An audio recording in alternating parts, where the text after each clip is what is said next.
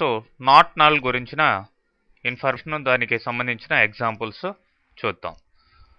మరి not null అనేది null వాల్యూస్ని కలిగి ఉండదు అని ఆల్రెడీ చెప్పుకున్నాం. మరి ఎగ్జాంపుల్ చూడండి. ఇక్కడ EMPL అనే ఒక టేబుల్ క్రియేట్ చేశాను. ఎంప్లాయీ నెంబరు, ఎంప్లాయీ నేమ్ రెండు ఫీల్డ్స్ ఉన్నాయి. అయితే ఈ కన్స్ట్రైంట్ అనేది 2 టైప్స్గా మనం ఇవ్వచ్చు. కాలం కన్స్ట్రైంట్, ఏ కన్స్ట్రైంట్ అయినా సరే కాలం కన్స్ట్రైంట్గా లేదంటే టేబుల్ కన్స్ట్రైంట్గా. అంటే ఒక ఫీల్డ్ తర్వాత ఆ ఫీల్డ్ ఇచ్చి డేటా టైప్ ఇచ్చిన తర్వాత కన్స్ట్రైంట్ని మనం సెట్ చేసినట్లయితే అది కాలం కన్స్ట్రైంట్ అంటాం. అంటే అది ఆ కాలంకి మాత్రమే ఉపయోగపడుతుంది. అలా కాకుండా అన్ని ఫీల్డ్స్ ఇచ్చిన తర్వాత లాస్ట్లో కామా పెట్టి కన్స్ట్రైంట్స్ని సెట్ ఆఫ్ ఫీల్డ్స్కి మనం ఇచ్చినట్లయితే దాన్ని టేబుల్ కన్స్ట్రైంట్ అంటాం. టేబుల్ మొత్తంలో ఉండే చాలా ఫీల్డ్స్కి అది యూజ్ అవుతుంది. మరి ఇప్పుడు ఇక్కడ ఈ ఫీల్డ్ తర్వాత not null, not space null అని ఇచ్చాం. అంటే employee number not null field, దీంట్లో కంపల్సరీగా మనం వాల్యూ ఎంటర్ చేయాలి అనేది గుర్తుపెట్టుకోవాలి. ఎంప్లాయీ నేమ్ ఇచ్చినా ఒకటే, ఇవ్వకపోయినా ఒకటే. సో టేబుల్ క్రియేట్ అయింది. మరి ఈ టేబుల్లో మనం ఎంప్లాయీ నెంబర్ ఫీల్డ్కి ఖచ్చితంగా డేటా ఇవ్వాలనుకున్నాం. మరి చూడండి, స్ట్రక్చర్ చూడండి ఎలా ఉందో.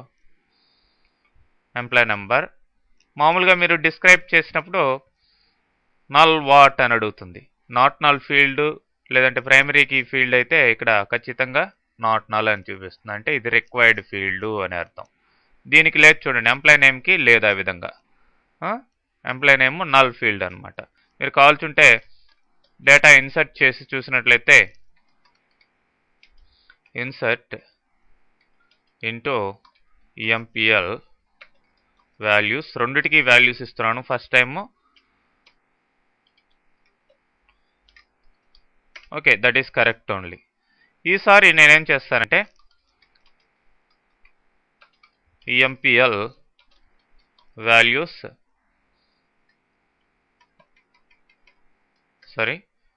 EMPL అని నేను ఓన్లీ ఎంప్లాయీ నెంబర్కి మాత్రమే వాల్యూ ఇస్తాను. అంటే ఏం చేశాను, ఎంప్లాయీ నేమ్ని మిస్ చేస్తాను. అంటే దాంట్లో నల్ వాల్యూ ఉంటుంది. చూడండి, డేటాని select చేసుకోవాల్సింటే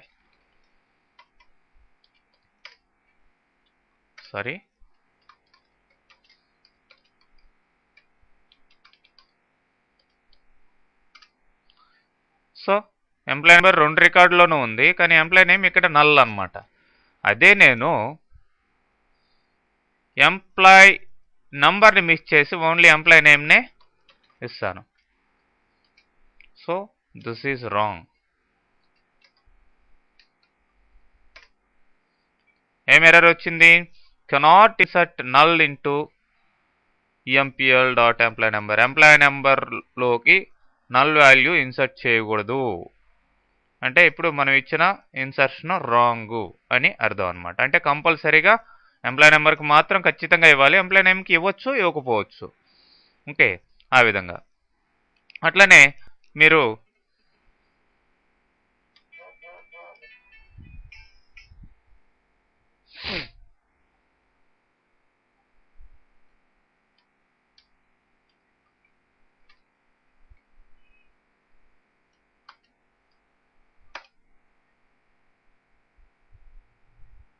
okay, next alter table EMPL modify employee name not null. Modify clause ద్వారా ఇక్కడ ఆల్టర్ టేబుల్ కమాండ్లో ఉన్న మోడిఫై ద్వారా మనం ఆల్రెడీ ఎగ్జిస్టెడ్ టేబుల్లో ఉన్న ఒక ఫీల్డ్కి నాట్ నల్ పెట్టచ్చు. కానీ ఇక్కడ ఏమంటుంది, cannot enable null values found. అంటే దీన్ని నాట్ నల్ ఇప్పుడు చేసేదానికి లేదు. ఎందుకు, ఒక రికార్డు ఆల్రెడీ మనం నల్ వాల్యూ ఇచ్చేస్తున్నాం. కాబట్టి మనం దీన్ని నాట్ నల్ ఫీల్డ్గా మళ్ళీ పెట్టాలంటే దేన్ని, ఎంప్లాయీ నెంబర్ని మనం ఏం చేయాలి, ఆ డేటాని ఆ సెకండ్ రికార్డ్ని డిలీట్ చేసేస్తాం. Delete from EMPL where EMPNO equal to 101. So ఆ రికార్డ్ని రిమూవ్ చేస్తే ఇప్పుడు సింగిల్ రికార్డ్ ఉంటుంది. కాబట్టి అంటే ఎంప్లాయీ టేబుల్లో ఉండే ఫీల్డ్స్లో ఎక్కడ ఇంతవరకు నల్ వాల్యూ ఇవ్వలేదు అని అర్థం. సో ఒక రికార్డే ఉంది, ఒక రికార్డులో ఫుల్గా వాల్యూస్ ఉన్నాయి. సో ఇప్పుడు ఆల్టర్ చేసుకోవచ్చు అనమాట మనం ఏ ఫీల్డ్ని, ఎంప్లాయీ నేమ్ ఫీల్డ్ని. ఓకే, కావాల్సింటే డిస్క్రిప్షన్ చూడండి, ఎంపిఎల్. ఓకే, సో ఇప్పుడు రెండిటి స్ట్రక్చర్స్లో కూడా ఏమున్నది, నాట్ నల్. ఆ విధంగా ఒక ఫీల్డ్ని టేబుల్ క్రియేట్ చేసిన తర్వాత కూడా ఆల్టర్ టేబుల్ ద్వారా మనం ఏం చేయొచ్చు, నాట్ నల్గా చేయొచ్చు. అదే మళ్ళీ దాన్ని నల్గా పెట్టాలన్నా కానీ పెట్టచ్చు. నల్గా మళ్ళీ సెట్ చేసాం అన్నమాట. సో ఇప్పుడు చూడండి, మళ్ళీ డిస్క్రైబ్ చేసి చూడండి ఏమైంది, మళ్ళీ నల్ ఫీల్డ్ అయిపోయింది అది. ఓకే, ఆ విధంగా ఒక ఫీల్డ్ని ఆల్టర్ టేబుల్ ద్వారా దాంట్లో ఉన్న మాడిఫై క్లాస్ ద్వారా మనం నాట్ నల్ కన్స్ట్రైంట్ ఒక ఫీల్డ్కి యాడ్ చేయొచ్చు. వద్దనుకుంటే మళ్ళీ నల్ ఈ విధంగా నల్ పెట్టేస్తే మనం ఆ యొక్క కన్స్ట్రైంట్ని రిమూవ్ చేసేయచ్చు అనమాట. సో అది. నెక్స్ట్ చూసినట్లయితే డిఫాల్ట్ వాల్యూస్ని ఎలా సెట్ చేయాలి. సో ఇక్కడ ఒక ఎగ్జాంపుల్ తీసుకుంటాం.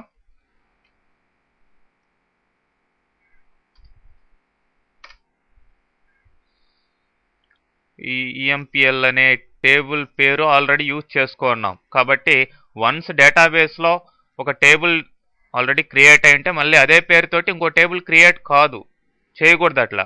కాబట్టి ఆల్రెడీ ఎగ్జిస్ట్ అయి ఉన్న ఆ టేబుల్ని డ్రాప్ చేసేస్తాను, డ్రాప్ టేబుల్ ఈఎంపిఎల్. ఓకే, ఇప్పుడు మళ్ళీ ఫ్రెష్గా ఈఎంపిఎల్ టేబుల్ని మళ్ళీ క్రియేట్ చేస్తున్నాం. అంటే టేబుల్ అనే కాదు, ఏ ఆబ్జెక్ట్ అయినా సరే ఒక పేరుతో ఉంది అంటే సినానిమ్ కావచ్చు, వ్యూ కావచ్చు, ఇండెక్స్ కావచ్చు, క్లస్టర్ కావచ్చు, నెక్స్ట్ అవన్నీ వస్తాయి. మరి ఆ టేబుల్ నేమ్ లేదంటే ఆ యొక్క ఆబ్జెక్ట్ నేమ్ ఆల్రెడీ ఉంటే మళ్ళీ రెండోసారి ఇవ్వకూడదు అనమాట అదే పేరు. ఓకే, ఇప్పుడు చూడండి ఇక్కడ ఎంప్లాయీ నెంబర్, ఎంప్లాయీ నేమ్ తీసుకున్నాం, డేట్ ఆఫ్ జాయిన్ తీసుకున్నాం. డేట్ ఆఫ్ జాయిన్కి ఏంటిది, డేటా టైపు డేట్ అనమాట, డిఫాల్ట్. ఇప్పుడు డిఫాల్ట్ కన్స్టెంట్ పెట్టాం, దీనికి ఏమిచ్చాం, డిఫాల్ట్గా సిస్టమ్ డేట్ ఏదైతే ఉందో అంటే కరెంట్ డేట్ దాంట్లో స్టోర్ అయిపోతుంది ఆటోమేటిక్గా మీరు ఏది ఇవ్వనట్లయితే. ఓకే, ఇప్పుడు చూడండి, ట్రై చేయండి కావాల్సి ఉంటే. Insert into EMPL values. So employee number, employee name. ఇప్పుడు డేట్ ఆఫ్ జాయిన్ నేను ఇస్తున్నాను. డేట్ ఆఫ్ జాయిన్ ఫార్మాట్ ఏంటి, DDMONYY అంటే ఫస్ట్ డే 2 డిజిట్స్ ఉండాలి, మంత్ ఇట్లా షార్ట్ ఫామ్లో మంత్ ఉండాలి, తర్వాత YY 2 డిజిట్స్ తోటి ఇయర్ ఉండాలి. ఓకే, ఇప్పుడు మనం డేట్ ఇచ్చేసాం. అట్లా కాకుండా నెక్స్ట్ టైం నేను డేట్ ఇవ్వను, డేట్ ఫీల్డ్ అసలు ఇవ్వకుండా ఓన్లీ ఎంప్లాయీ నెంబర్కి, ఎంప్లాయీ నేమ్కి మాత్రమే వాల్యూస్ స్టోర్ చేస్తాం. సో ఏ వాల్యూ ఇవ్వనట్లయితే దాంట్లో ఆ ఫీల్డ్లో ఏమవుతుంది, డిఫాల్ట్ వాల్యూ అయిన సిస్టమ్ డేట్ స్టోర్ అయి ఉంటుంది. మీరు కావాల్సింటే సెలెక్ట్ చేయండి, సెలెక్ట్ స్టార్ ఫ్రమ్ ఈఎంపిఎల్ అనండి. చూడండి, ఫస్ట్ ఏమో మనం ఇచ్చిన డేట్ స్టోర్ అయిపోయింది. ఇక్కడ డేట్ సెకండ్ టైం ఇవ్వలేదు కాబట్టి ఈ కిరణ్ రికార్డులో కరెంట్ డేట్ ఏదైతే ఉందో ఆ డేట్ స్టోర్ అయిపోయింది. ఆ విధంగా డిఫాల్ట్ కన్స్ట్రైంట్ వర్క్ అవుతుందండి. అంటే డేట్ ఫీల్డ్కైనా కాదు, ఏ ఫీల్డ్కైనా సరే మీరు ఆ విధంగా డిఫాల్ట్ వాల్యూ స్టోర్ చేసేయచ్చు. ఓకే, నెక్స్ట్ చూసినట్లయితే చెక్ కన్స్ట్రైంట్, కండిషనల్గా డేటా ఎట్లా ఎంటర్ చేయాలి అనే దానికి చెక్ కన్స్ట్రైంట్ మనం అప్లై చేసుకోవచ్చు. మరి ఇక్కడ చూడండి, ఒక టేబుల్ క్రియేట్ చేసాం. టేబుల్ నేము DEPT1. మరి ఇక్కడ దీంట్లో ఉన్న ఫీల్డ్స్ ఏంటి? డిపార్ట్మెంట్ నంబర్ డేటా టైప్ దానికి కన్స్ట్రైంట్. ఇప్పుడు కన్స్ట్రైంట్ క్లాజ్ అప్లై చేసాం. ఇక్కడ కన్స్ట్రైంట్ క్లాజ్ ఇవ్వకుండా కూడా డైరెక్ట్గా ఈ చెక్ అని పెట్టేయచ్చు.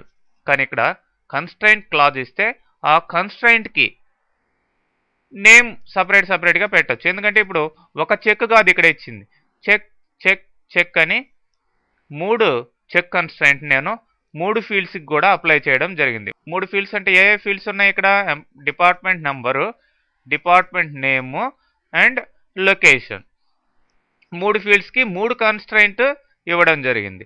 కాబట్టి 3 చెక్లు ఉన్నాయి కాబట్టి ఒక్కొక్క చెక్కి ఒక్కొక్క పేరు పెట్టుకోవాలి. అది ఎలా కుదురుతుందంటే కన్స్ట్రైంట్ అనే క్లాస్ ద్వారా కుదురుతుంది. సో అట్లా నేమ్స్ ఇచ్చిన దానివల్ల మనం నెక్స్ట్ ఆల్టర్ టేబుల్లో ఆ యొక్క కన్స్ట్రైంట్ని మీరు డ్రాప్ చేసేయాలన్నా అంటే తీసేయాలన్నా ఆ పేరుని యూజ్ చేసుకునేదానికి అవకాశం ఉంటుంది. కాబట్టి ఇది బెటర్ ప్రాక్టీస్ అన్నమాట ఇలా ఇవ్వడం. ఎక్కువ కన్స్ట్రైంట్స్ ఉన్నప్పుడు ఒకటే ఉంటే పే ఇవ్వాల్సిన అవసరం లేదు, డైరెక్ట్గా పెట్టుకోవచ్చు మీరు. So anyway constraint name of the constraint మీరు ఏ పేరన్నా పెట్టుకోవచ్చు. ఇప్పుడు check department number between 10 and 99. Department number మీరు ఇచ్చేటప్పుడు ఖచ్చితంగా ఏమై ఉండాలి? 10కి 99కి మధ్యలోనే ఉండాలి. అండ్ డిపార్ట్మెంట్ నేమ్కి చూడండి, కన్స్ట్రైంట్ నేమ్ చెక్ బ్రాకెట్లో డీనేమ్ ఈక్వల్ టు అప్పర్ ఆఫ్ డీనేమ్. అంటే ఖచ్చితంగా మీరు క్యాపిటల్ లెటర్స్లోనే ఎంటర్ చేయాలి. డిపార్ట్మెంట్ నేమ్ని లోయర్ కేస్లో ఇవ్వకూడదు అని అర్థం. లొకేషన్ చూడండి, లొకేషన్ దీనికి కన్స్ట్రైంట్ ఇచ్చాం, కన్స్ట్రైంట్ పేరు పెట్టాం చెక్ లొకేషన్ ఇన్. ఖచ్చితంగా లొకేషన్ ఏదై ఉండాలి? డల్లాస్ అన్న అయి ఉండాలి, బోస్టన్ అన్న అయి ఉండాలి, లేదా న్యూయార్క్ లేదంటే చికాగో. ఇక్కడ ఇచ్చిన 4గిట్లో ఏదో ఒకటి మాత్రమే అయి ఉండాలి. సో 3 ఫీల్డ్స్కి 3 చెక్ కన్స్ట్రైంట్ పెట్టాం. 3టికి పెట్టాలని ఏం లేదు, మీ ఇష్టం వచ్చిన ఫీల్డ్కి పెట్టుకోండి. నేను 3టికి ఇప్పుడు అప్లై చేయడం జరిగింది. ఆ రూల్స్ని మనం ఇప్పుడు ఫాలో అయితేనే అక్కడ డేటా ఇన్సర్షన్ అనేది జరుగుతుంది. చూడండి, insert into DEPT1 values. So first ఏమన్నాం? బిట్వీన్ 10 and 99 అన్నాం. ఇది డిపార్ట్మెంట్ నెంబర్. సో 10 ఇచ్చాను. సో డీనేమ్ కంపల్సరీగా అప్పర్ కేసులో ఉండాలి. సో నేను క్యాపిటల్ లెటర్లో సేల్స్ అని ఇవ్వడం జరుగుతుంది. అది డిపార్ట్మెంట్ నేమ్. మరి ఇక్కడ లొకేషన్ ఖచ్చితంగా డల్లాస్, బోస్టన్, న్యూయార్క్, చికాగోలో ఏదో ఒకటి అయి ఉండాలి. కాబట్టి నేను ఫర్ ఎగ్జాంపుల్ బోస్టన్ అని ఇవ్వడం జరుగుతుంది. సో 3 కన్స్ట్రైంట్స్ రూల్స్ని కూడా మనం ఫాలో అయ్యాం కాబట్టి రో సక్సెస్ఫుల్గా ఇన్సర్ట్ అయింది. ఫర్ ఎగ్జాంపుల్ ఏదో ఒక కండిషన్ని మీరు అవాయిడ్ చేయండి. ఫర్ ఎగ్జాంపుల్ ఇప్పుడు 20 అని ఇస్తాను, ఇది కరెక్టే. ఇప్పుడు లోయర్ కేసులో పర్చేజ్ డిపార్ట్మెంట్ అని ఇస్తాను. ఓకే, అట్లనే ఈ లేని లొకేషన్ ఇస్తున్నాను. చూడండి, చెక్ కన్స్ట్రైంట్ వయలేటెడ్ లొకేషన్కి ఇక్కడ ప్రస్తుతానికి చూపిస్తుంది. అట్లానే మీరు ఏది ఇక్కడ ఈ రూల్స్లో ఏది పాటించకపోయినా చెక్ కన్స్ట్రైంట్ మీకు చెక్ కన్స్ట్రైంట్ వయలేటెడ్ అని వచ్చేస్తుంది అనమాట. సో ఈ విధంగా ఈ నాట్ నల్ డిఫాల్ట్ చెక్ కన్స్ట్రైంట్స్ని మీరు